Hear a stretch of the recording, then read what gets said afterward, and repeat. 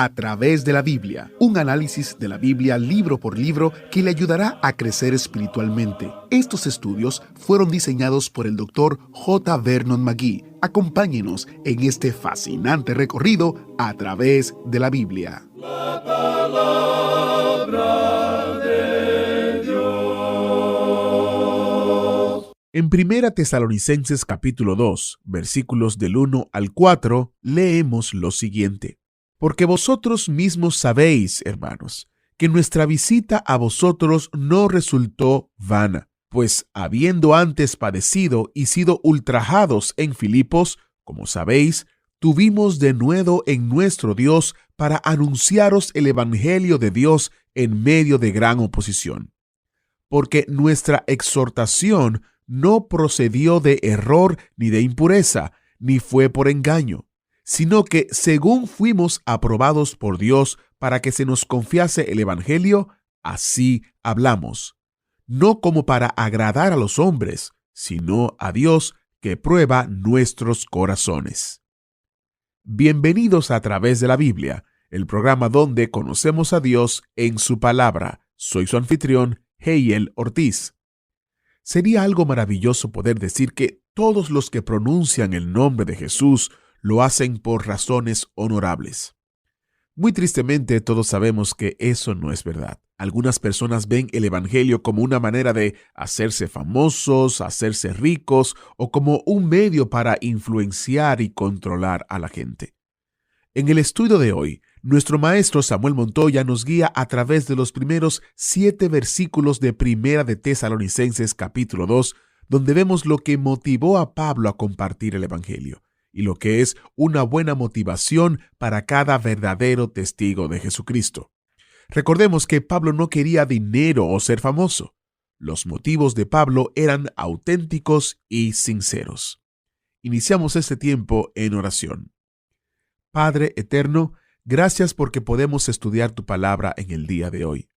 Te presentamos este estudio para que hable nuestra mente y corazón y que pueda dirigirnos y guiarnos a una comprensión adecuada de cómo debemos servir a tu pueblo y servirte a ti. Usa este tiempo, usa al Maestro, háblanos y ministranos. Te lo pedimos en el nombre de Jesús. Amén. Ahora encienda su Biblia o busque su Biblia, 1 Tesalonicenses capítulo 2. Porque estamos iniciando nuestro recorrido bíblico de hoy con las enseñanzas del Dr. McGee en la voz de nuestro maestro Samuel Montoya. En el día de hoy, amigo oyente, llegamos al capítulo 2 de esta primera epístola a los tesalonicenses. Hemos llegado ahora a la segunda parte de esta epístola. Aquí tenemos el motivo y método de un verdadero testigo de Jesucristo. Y eso lo encontramos en los primeros 6 versículos. En este segundo capítulo de la primera epístola a los tesalonicenses, estamos observando la venida de Cristo, que es la esperanza que obra. Este es el rapto de la iglesia, la venida de Cristo por su iglesia. Y no es una doctrina para discutir, es una doctrina para vivir. Y desafortunadamente tenemos demasiadas personas hoy que creen que el Señor Jesucristo viene después de la tribulación. Hay también aquellos que piensan que Él va a venir antes, y otros que creen que Él vendrá durante la tribulación. Y también hay otros que creen que Él no va a venir, y sin embargo dicen que ellos confían en Él como Salvador. Bien, para todos estos grupos, la pregunta importante es la siguiente: ¿cómo afecta su vida esa interpretación? ¿Hace eso algo por usted? No interesa cuál punto de vista mantiene usted. Si no hace algo por usted, usted quizá debería cambiarlo y buscar un punto de vista que le ayude, algo que le motive a hacer algo. Así es que tenemos aquí el motivo y método del verdadero testigo de Jesucristo. Leamos pues el primer versículo de este capítulo 2 de la primera epístola a los tesalonicenses. Porque vosotros mismos sabéis, hermanos, que nuestra visita a vosotros no resultó vana. Ahora, esa última palabra, vana, quiere decir vacía, quiere decir sin resultados. Pablo dijo, cuando nosotros los visitamos, no lo hicimos con alguna proposición teórica nada más. Nosotros no llegamos a visitarlos y a declararles algo que era nuevo y algo que en realidad no les afectaba a ustedes para nada. Nosotros simplemente los entretuvimos por un tiempo y luego nos fuimos. No, no fue en vano, no fue algo vacío. Cuando Pablo llegó a Tesalónica, él sacudió a muchas personas y llevó a muchas personas al conocimiento salvador de Jesucristo. Y eso produjo que allí llegara a existir una iglesia. Así es que él está hablando aquí de algo que no es una filosofía, que no es una teoría, sino de algo que realmente obró en Tesalónica. Usted puede caminar por las calles de esa ciudad hoy. Ha cambiado mucho desde que la visitó Pablo, pero aún existe. El Evangelio anduvo por las calles de esa ciudad en una ocasión, y fue algo que entró a los corazones y a los hogares y en las vidas de los hombres y las mujeres de ese lugar. Y luego Pablo continúa diciendo en el versículo 2, pues habiendo antes padecido y sido ultrajados en Filipos, como sabéis, tuvimos denuedo en nuestro Dios para anunciaros el Evangelio de Dios en medio de gran oposición. Ahora esa palabra oposición, que se utiliza en este versículo, proviene de la palabra agonía, es decir, agoni en el griego, y de allí nosotros obtenemos la palabra agonía. Es decir, que fue con mucho conflicto, con mucha agonía interna, que él fue a ese lugar. Usted puede notar que Pablo dice aquí que cuando él partió de Filipos, donde él había sido ultrajado, tratado muy mal, y usted recordará que eso fue exactamente lo que ocurrió con Pablo allí, pero que cuando él llegó a Tesalónica, lo hizo anunciando el mensaje de Dios con denuedo. Es decir, que eso no lo detuvo a él a causa de la experiencia que tuvo en Filipos. En realidad, lo que él está diciendo es que él no disminuyó o presentó el Evangelio de alguna otra forma. Habiendo tenido esa terrible experiencia en Filipos, Pablo no dijo, bueno, ahora yo tengo que cambiar la forma de presentar esto. Tengo que usar un poco más de tacto. Para ser más enfáticos, Pablo no era un creyente secreto, amigo oyente. Pablo habló las cosas abiertamente, de la misma manera que lo había hecho en Filipos. Hubiera sido muy fácil para él racionalizar estas cosas. Él podía haber dicho, bueno, es mejor que ahora me ponga a leer un libro de cómo hacer amigos e influenciar a la gente, y probablemente debería usar un poco más de tacto. Tendré que presentar estas cosas un poco más calmadamente, más suave.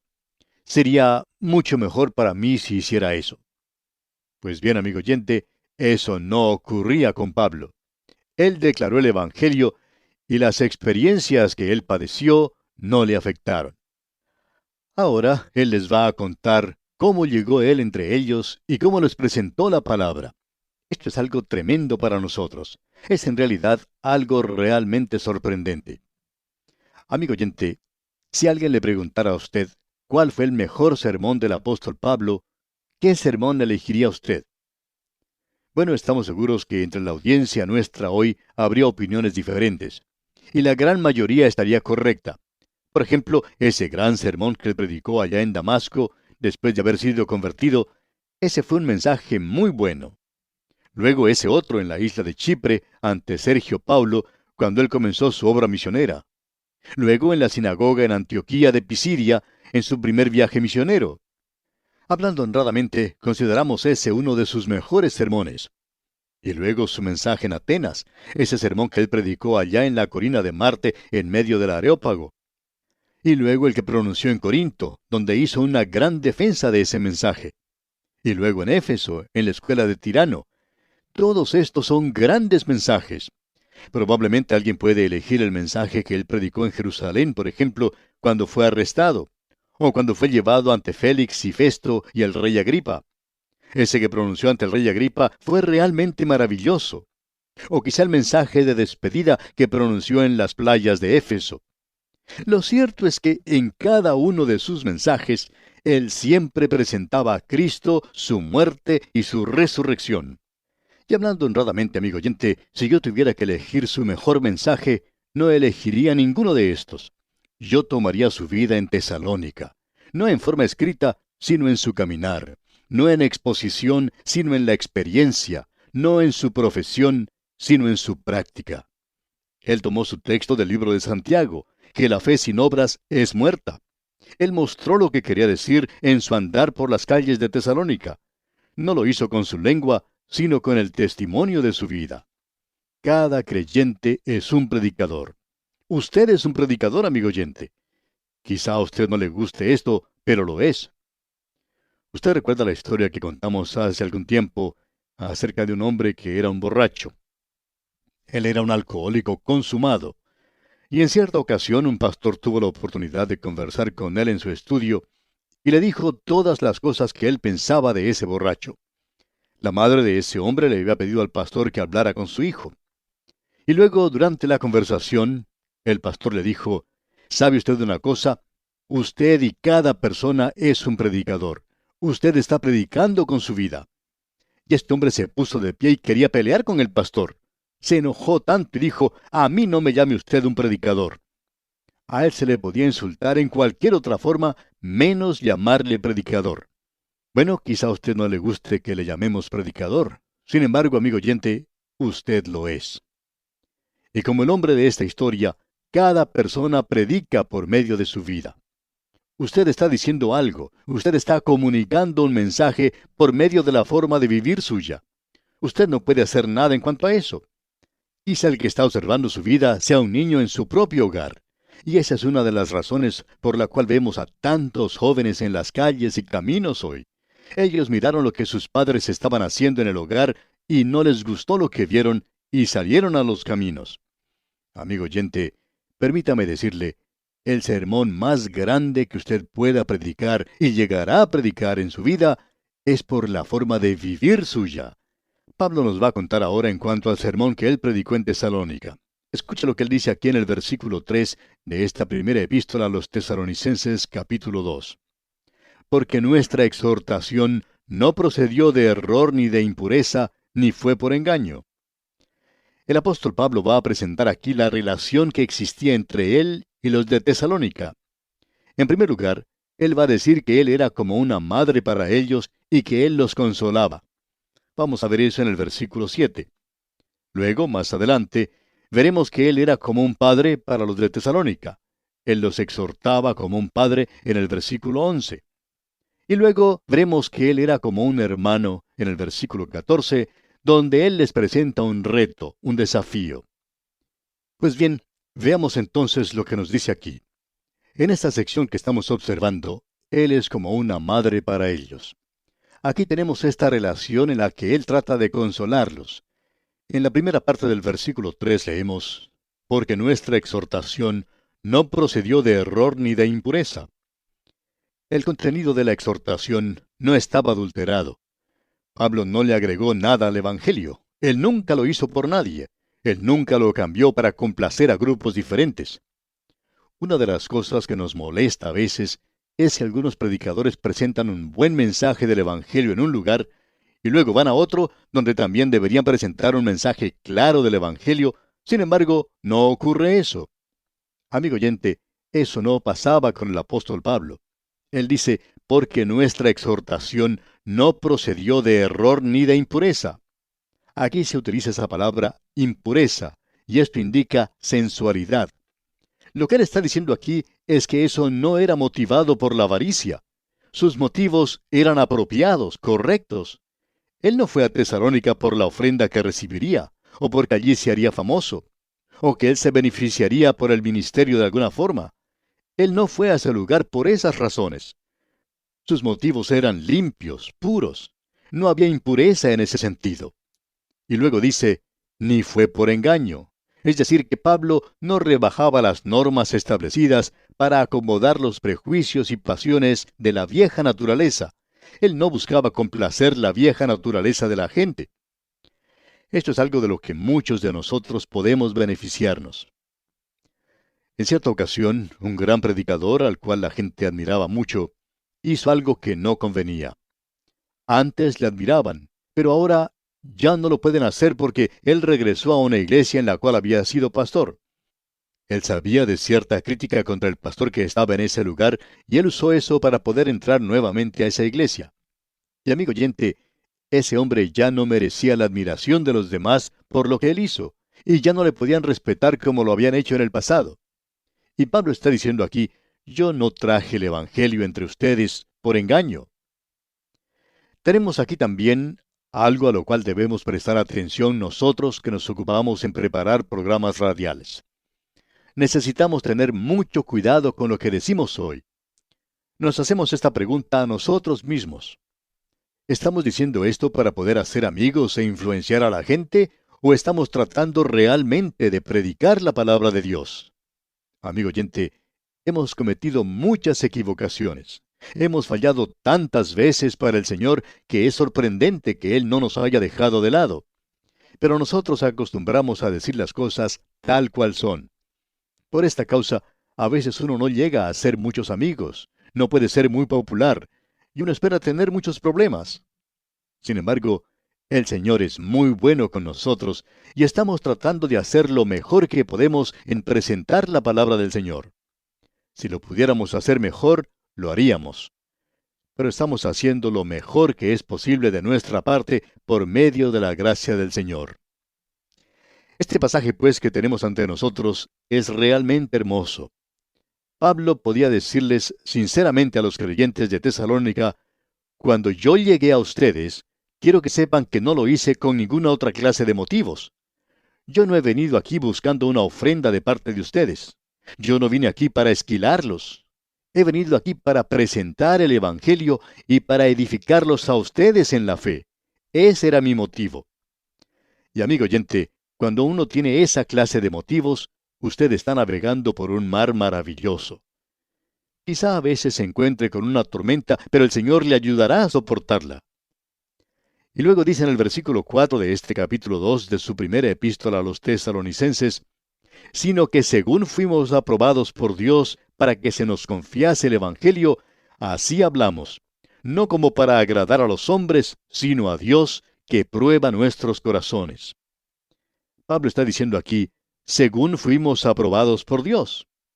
Y esa palabra, aprobados, quiere indicar que el apóstol Pablo ya no era un novato. Él no complacía nada más que a los hombres. Él nunca buscó la popularidad. Él no estaba tratando de hacerse famoso. Cuando Pablo predicaba, él no lo hacía para ver qué es lo que la gente pensaba de él, sino lo que Dios pensaba de él. Él pasó el examen de Dios y resultó aprobado. Él nunca utilizó un método bajo. Y luego dice aquí en el versículo 5, porque nunca usamos de palabras lisonjeras, como sabéis, ni encubrimos avaricia. Dios es testigo. Él está hablando aquí de una forma muy abierta, franca. Él dice, yo nunca fui a ustedes y utilicé palabras lisonjeras. Yo nunca estuve halagando o alabando a alguna persona rica en la congregación. Nunca traté de ganarme el favor de los ricos. Nunca he lisonjeado a nadie. Amigo oyente, la lisonja nos desarma. Nunca sabemos en realidad lo que debemos decir. Por lo menos yo nunca sé qué decir cuando alguna persona me lisonjea. Sé muy bien lo que debo decir cuando alguien me critica, pero cuando alguien me halaga, entonces no sé qué decir. En uno de sus libros, Shakespeare dijo algo así como esto: mis enemigos me dicen que yo soy un asno, y yo trato de corregirlos. Mis amigos me halagan, y ellos hacen que yo haga un asno de mí mismo. Los amigos son probablemente más peligrosos que los enemigos a veces. Pero Pablo nunca se dedicó a halagar o a lisonjear a nadie. Hay ciertos hombres de negocios a los cuales, si uno los halaga, entonces uno puede contar con su ayuda. Pero si usted no hace eso, entonces no tienen ningún interés en usted o en su tarea. Uno debe halagarlos para ganárselos. Amigo oyente, que Dios tenga compasión de la iglesia y de la obra el día de hoy, que tiene que depender de hombres como tales, que deben ser halagados y lisonjeados, y que hay que tratarlos bien todas las veces. Amigo oyente, una de las grandes dificultades que aqueja a la iglesia del presente es este asunto de la lisonja. Ahora, Pablo tampoco era avaro porque dice, ni encubrimos avaricia. Creemos que uno de los pecados del ministerio es el dinero. Nunca pensé que esto fuese un gran pecado o una gran tentación para mí o para los hombres a los cuales he conocido. Pero, amigo oyente, la avaricia es algo de muchos colores. Hay hombres que codician el honor y la fama y una posición elevada. Amigo oyente, hay muchos hombres hoy que están buscando otras cosas aparte del dinero. Así es que es necesario que escudriñemos nuestros corazones. Luego en el versículo 6 dice Pablo, ni buscamos gloria de los hombres, ni de vosotros ni de otros, aunque podíamos seros carga como apóstoles de Cristo. Pablo nunca buscó una posición elevada por recibir honores. Él nunca recibió un grado o doctorado honoris causa. Ese no era su motivo. Y luego en el versículo 7 leemos, «Antes fuimos tiernos entre vosotros, como la nodriza que cuida con ternura a sus propios hijos». La idea que se nos presenta aquí es la de una nodriza o el de una madre cuidando a sus pequeños. Quizá podríamos decir que es como un ave que cuida a sus polluelos, como la nodriza que cuida con ternura a sus propios hijos. Esta es una declaración muy positiva, como podemos apreciar. Pablo está diciendo, yo los he estado cuidando como una madre, he sido como una ave madre para ustedes. Y usted recuerda lo que el Señor Jesucristo mismo dijo en cuanto a Jerusalén. Él dijo, «¿Cuántas veces quise juntar a tus hijos como la gallina a sus polluelos debajo de sus alas?» Y esa es la posición de Pablo. La ternura que demuestra Pablo. Él era tierno como una mujer en la forma en que él trataba con la iglesia de Tesalónica. Y bien, amigo oyente, vamos a detenernos aquí por hoy. Dios mediante, continuaremos la consideración de este capítulo 2 de la primera epístola del apóstol San Pablo a los tesalonicenses en nuestro próximo programa. Le aconsejamos que usted lea el resto del capítulo y lo estudie junto con las notas y bosquejos que le hemos enviado, para que así esté mejor preparado para nuestro próximo estudio. Es nuestra ferviente oración que este estudio edifique en gran manera su vida de relación con Dios. Que Dios le bendiga. Muchas gracias al maestro Samuel Montoya. Este fue un muy buen estudio. Quiero recordarles, queridos oyentes, que en nuestro sitio web estamos recopilando testimonios relativos a nuestro 50 aniversario, celebrando la fidelidad de Dios. El sitio es atravesdelabiblia.org/testimonio. atravesdelabiblia.org/testimonio. Allí usted podrá encontrar diferentes testimonios de hermanos que, como usted, utilizan los recursos del ministerio de A Través de la Biblia, el estudio de A Través de la Biblia, para esfuerzos ministeriales, para discipular a otros, evangelizar a otros, en fin. Vaya a este sitio web y alimente su alma y su espíritu escuchando cómo la palabra de Dios es utilizada. También usted puede compartir su testimonio. En el mismo sitio web usted puede hacerlo o comunicándose con nosotros a la información que daremos en pocos momentos. Recuerde, el sitio web es atravesdelabiblia.org/testimonio. Celebre con nosotros el 50 aniversario de A Través de la Biblia en español, la fidelidad de Dios con nosotros. En nuestro próximo programa, si Dios lo permite, estudiaremos el fascinante tema de la profecía en nuestro recorrido a través de Primera de Tesalonicenses. Si Dios lo permite, estaremos aquí guardándole un asiento especial en el autobús bíblico. Agradecemos que nos acompañara en el estudio de hoy. Le invitamos a que visite nuestro sitio en internet, atravesdelabiblia.org. Ahí puede suscribirse para recibir las notas y bosquejos de lo que estamos estudiando y noticias del ministerio. También encontrará la variedad de libros y materiales gratuitos que tenemos para usted. El sitio es atravesdelabiblia.org. Todo lo que hacemos es posible gracias al Señor y a personas como usted que se unen a nosotros en la obra de llevar la palabra entera al mundo entero. A Través de la Biblia es una producción de Radio Transmundial.